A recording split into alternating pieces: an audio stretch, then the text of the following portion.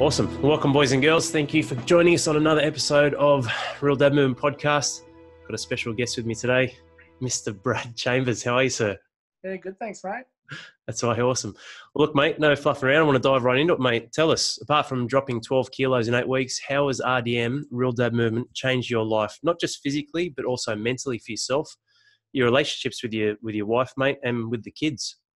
Yeah, mate. Yeah, it's been a real change.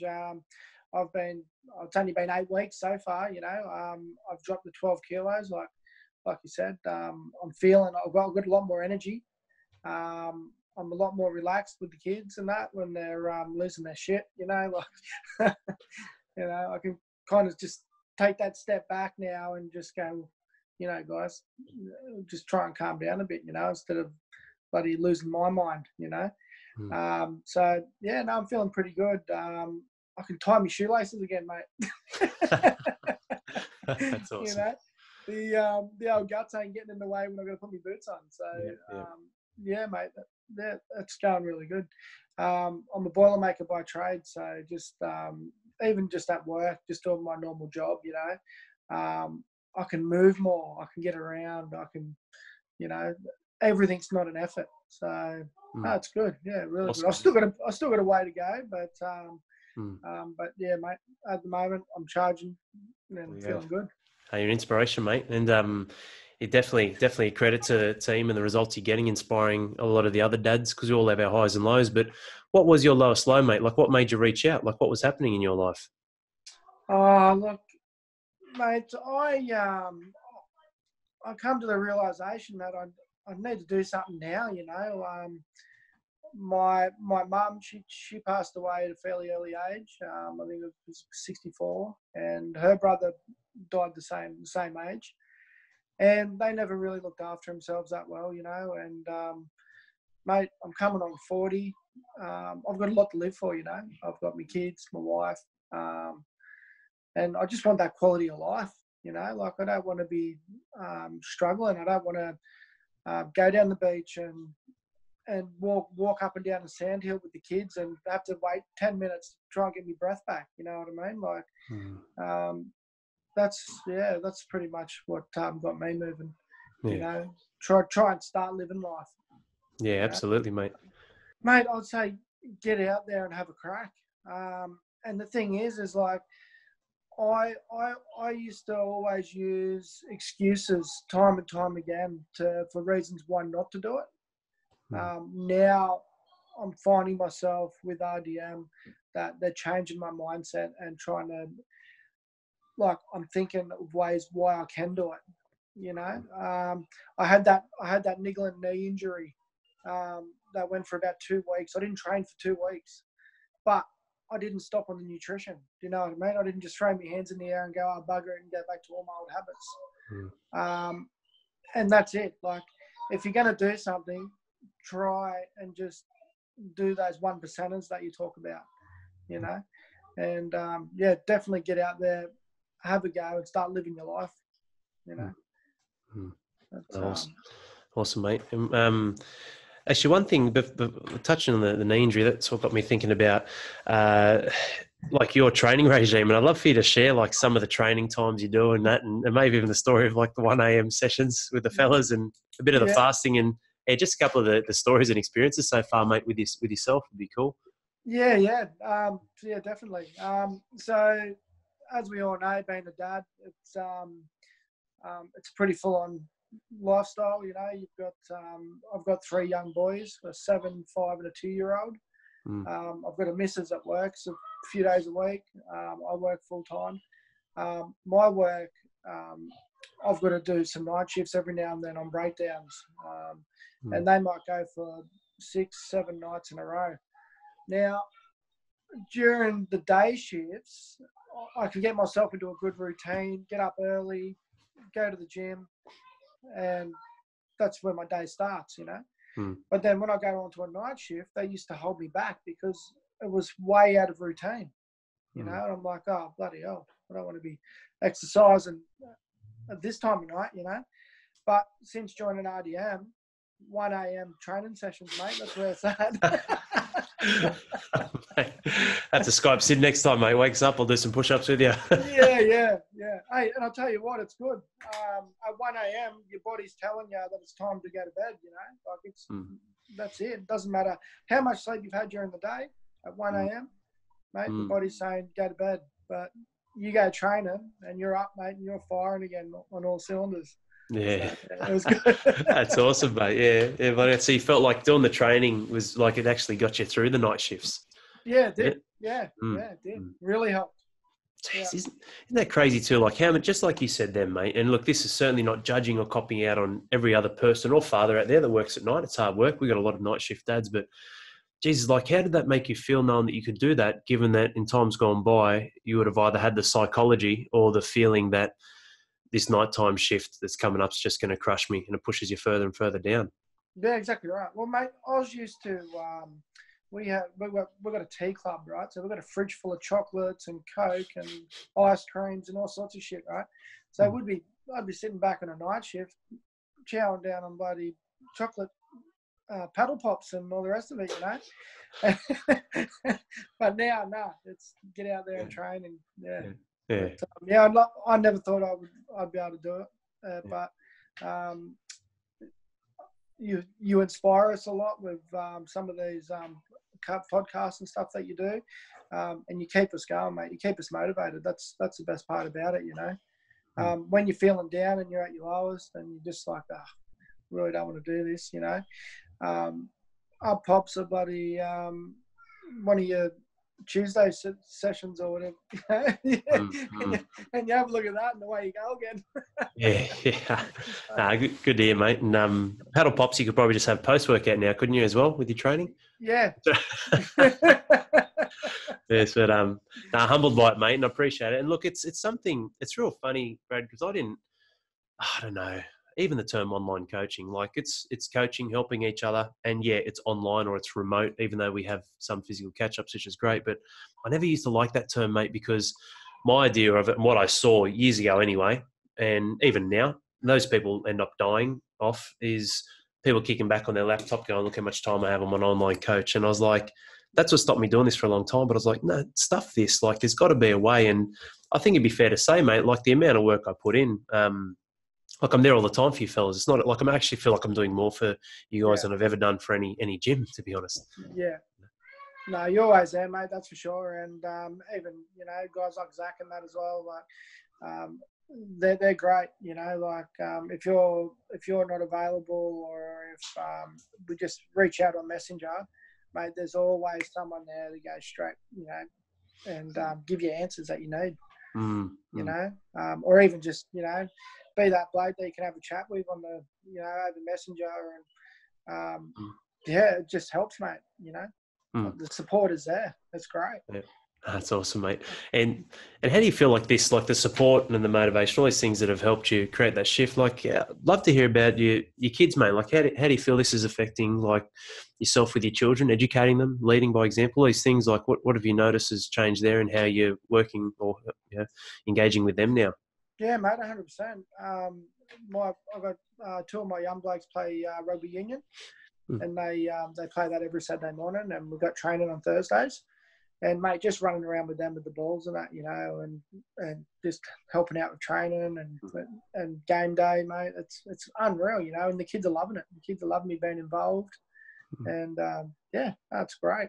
It is, and the kids, like they look at you a bit differently. You know what I mean? Like instead of running around going, "Oh, look at Daddy's tummy," it's not, mate. Kids are honest. Let me tell you that. Yeah. I hear that. Oh, yeah. Little Stella. Yeah. Now I just look at him and say, "Now what do you got to say, boy?" That's right. It's awesome, mate. That's so good. Nice one. And I think you're saying before, like, is this the missus is getting a little bit more on board with being healthier and whatnot, or is that what you're saying? Yeah. Look, she's always been fairly healthy. After our last son was born, it was a bit tougher than the other two, with sleep wise and all the rest of it. And I think she just sort of fell into that low. But yeah, mate, she's it's inspired her to move into it too. Yeah, so it's great. That's awesome, mate. And did you say you had three boys? Yeah, Three. three boys.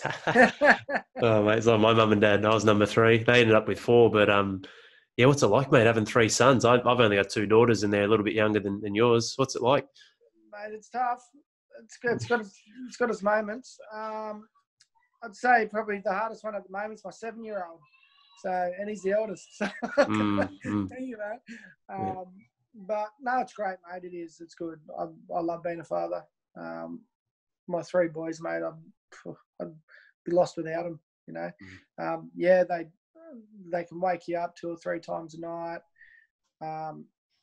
They can argue with you until your face goes red. But mate, I wouldn't have it any other way. It's just trying to get the right mindset to be a bit more level-headed, to deal with some of these issues. And it's helped. This RDM has really, really helped. And that's awesome, mate. Was that like one of the contributing factors to you wanting to create a change as well? Like obviously having the 3 young blokes and wanting to shift how you are as a dad to them, and mate, 100%. Like I know myself and how I felt when my mum passed away. Mate, you just feel alone. You feel like you got your rock's gone. You know what I mean? Like everything that you've ever known is just gone out the window. And I want my boys to have me around for as long as possible. I want to be able to help them and mentor them and just be there for them for anything. And mate, yeah. So I want to live past 65. That's my goal. Yeah.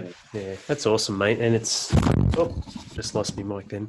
It's one of those things when you're just saying that, and then it got me thinking about life too. And I was like, shit, man, like my old man's 64 right now. And I was like, if he passed away, like I reckon I'd be shattered too, mate. Because he's a large part my rock who I go to for advice and talk to, and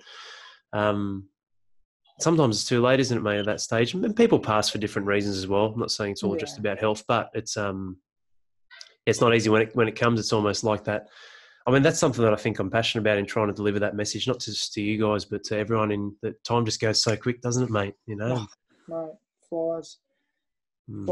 And that's there was a lot of time there where I just got so caught up in my own life that I wasn't really around to see my parents that much. You know what I mean? So, and that's something that I'm going to try and push on my boys.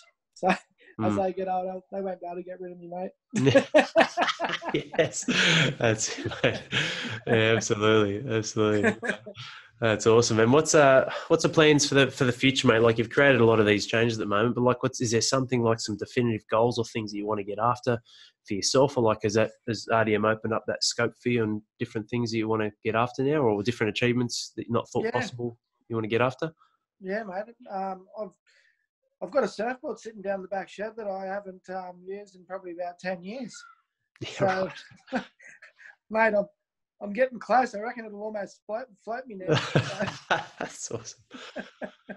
Mate, so good. So you used to surf a fair bit back in the day? A little bit, yeah, mate. Yeah. I'm pretty keen to get out there, to be honest. So I'm starting to feel a bit better now, but nothing gets you paddle fit rather than paddling, though. So. Yeah, I can imagine. Yeah, no, so I'd like to do that. I think my goal's probably around the 83 to 85 mark. Wouldn't mind getting that's my next goal. And then just try and tone up a bit on that, but that's one of my main goals is to try and start surfing again and just get more active, mate. Get rid of some of those health issues, the gout and all that sort of stuff. Yeah. So that's yeah. Awesome. Yeah, that's a good one, mate. And look, you'll have to take me out for a surf, mate, and show you. You don't have a big Mel, do you?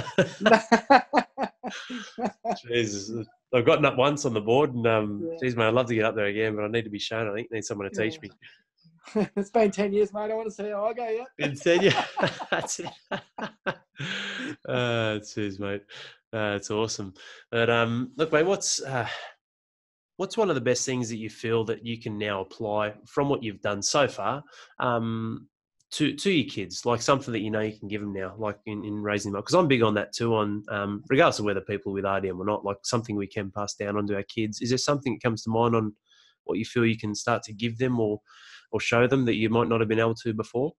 Yeah, so thinking the nutrition side of things, RDM's really opened up my eyes in nutrition and the amount of crap food that's out there that we're feeding our children, and we don't even realise it's that bad, because we just think it's everyday stuff. But when I look at it now, I'm just thinking how much sugar and preservatives and crap am I pushing into my kids' mouths that I didn't realise how bad it was, and behavioural issues. That's I reckon that's a massive contributor to the kids' behaviours. The stuff you're putting in their mouth. I know for a fact that my kids, if they're not eating sugary lollies and drinks and things like that, mate, they're 100% better. More well behaved. You don't want to take away everything from them because like when they do go somewhere and see it, and you're not around, then they will just overindulge. They'll just smash it in. But just to try and keep their nutrition right, but make them realise what they're putting in their mouths and try and let them have control and make the right choices. That's what I'm trying to, Yeah. Unreal, mate. And it's so true. Like I remember when I was coming up with footy, I did some teachers' aid work, and I handled a lot of there weren't many male teachers in this school at Emerton, out near Mount Druitt. And so there were a fair few kids that needed some help and they didn't have that male role model. And, mate, it was crazy the difference between when they either ate, shit quality food with heaps of preservatives and additives and artificial stuff, or ate nothing, as opposed to when we actually sometimes we cooked for them and gave them a good food, a good brekkie to start the day. So much better, so much more well behaved, mate. It was like these are kids who would like try and stab other kids with pens. Like it was pretty crazy, man. And then they end up being like some of the most intelligent students in class, and crazy the difference, But mate, that's an awesome thing to pass down to, especially when I look at things like I look at sugar and I'm like, okay. Like when we have fruit and honey and other things and all things get converted to sugar and whatnot, but the volumes in which they're having it, man. And like you said, all the preservatives and additives with it, it's like they might have X amount of all this artificial stuff in their body. It's almost the same volume as an adult, but they're like 20 to 30 kilos. Yeah. Like, what's that mean for their body? Because they're just, like you said, they're either overindulging because they've never had it, or it's something they're used to, so they're dependent on it and they can't get shown any other way because they don't know any other way, do they, I guess? No, that's right. And I know myself, like the cravings that I get, or the cravings that I used to get, when I was getting off the sugar, mate, it was horrendous. Like the headaches and just, mate, I had the shits for days. Like I was literally pissed off with the world. And like you think about the kids now, like if they load up on sugar all weekend, and then they go to school on Monday, Tuesdays, and they're not getting the sugar intake is what they've had all bloody weekend. How are they going to be at school? How are they going to focus? How are they going to get their shit right? Like they can't, and it's us that's setting them up for failure. It's so that's one of the biggest things I think I've taken out of RDM, which is great. Is to trying to get on the nutritional track. That's great. Yeah. It's gold, mate. And it really is like what we put in our mouth really creates the energy we have and our output and our focus, like you said as well, how you think, how you feel once you clean all that up. There's no looking back, mate, Great stuff. Well, look, thanks for jumping on today, mate, and having this catch up and this yarn with us. I am curious though, like Boilermaking, does it get pretty hot? It does. What are we talking about? What's involved? Because I've got a few mates who've done that before, and I'm just curious to know, what it's like. It's it's good, mate. It's a great trade. I've always been happy to do it. It's long pants, long sleeve shirts. In the middle of summer, it gets tough. But I'm not really on the tools too much these days. I'm supervising a bit more, but But yeah, no, I still enjoy getting on the tools and getting amongst it, mate. You get used to the heat. Yes. Between that and surfing and RDM, you're all set, mate. Yeah, mate. Yeah, That's it'll be it. unreal. Yeah. Awesome. But yeah, I will say though, if there's any dads out there that are thinking about getting into it, stop thinking and just get into it. Eh? Just make that move. You will not regret it. Yeah, it's great. Nah, humbled and honoured, mate. Appreciate it. And it's funny, I still remember our first phone call and getting you on board and getting you started. And it's awesome, mate. Like, this is what I love doing, Brad. As obviously you'll see, and I've bent over backwards for the fellas and the group because I believe in the vision of RDM and all of us. And it's hard, mate. Some people aren't ready at that time, or some maybe never will be. But credit to you, man. Like, I don't use the term life coach, mate. You're changing your life, and it's awesome to see, and I'm honoured to be a part of it, mate. And that is the reality. And I know that the more that we continue to work together, mate, the more we'll keep kicking ass. And it's awesome, mate. I really appreciate you being part of the crew too. Like, you're setting the standard for the culture as well, mate. So I want you and everyone else to know that as well. Yeah, it's great, mate. It's it's good to be part of it. And thank you to you and the whole RDM team, mate. It's great. Good stuff, mate. You have any dad jokes to close out this episode, mate? No, I got nothing, mate. My dad's got heaps, but then I found I used to find books. He literally just had joke books around, especially in the toilet. Probably just sat on the can and read them, mate, and that's why I had a lot. Yeah, that's great. I've skipped that part, but it's awesome. Nah, thanks for joining us again, mate. Appreciate your time on a Sunday arvo. And yes, sir, I'll see you tonight with our live video anyway for the group, Sunday wrap up. And let's hook into another week, mate, and get stuck into the rest of winter and then spring. I'm pumped for it, mate. Beautiful. Thanks, mate. And thank you guys for joining. And if I don't see you, good afternoon, good evening, good night. See you guys. Thanks, mate. Cheers.